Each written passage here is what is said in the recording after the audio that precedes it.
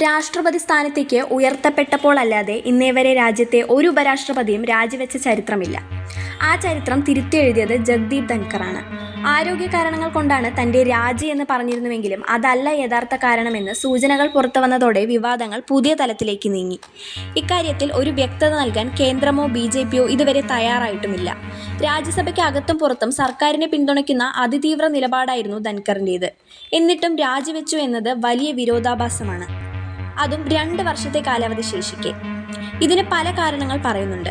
അടുത്ത കാലത്തായി രാഷ്ട്രപതി പദത്തിലേക്കുള്ള തിരഞ്ഞെടുപ്പ് നടക്കുമ്പോൾ തന്നെ സ്ഥാനാർത്ഥിയാക്കണമെന്ന ആവശ്യം ധൻഖർ ഉന്നത പാർട്ടി നേതാക്കൾക്ക് നേരെ ഉന്നയിച്ചെന്ന് BJP വൃത്തങ്ങൾ പറയുന്നു.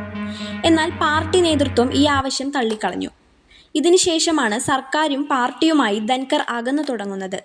ഇതിനുശേഷം പദവി രാജിവെക്കുന്നതാണ് ഉചിതമെന്ന നിലയിൽ സർക്കാർ പാർട്ടി കേന്ദ്രങ്ങളിൽ നിന്നും ധൻഖറിന് വ്യക്തമായ സന്ദേശം ലഭിച്ചെന്നാണ് സൂചന.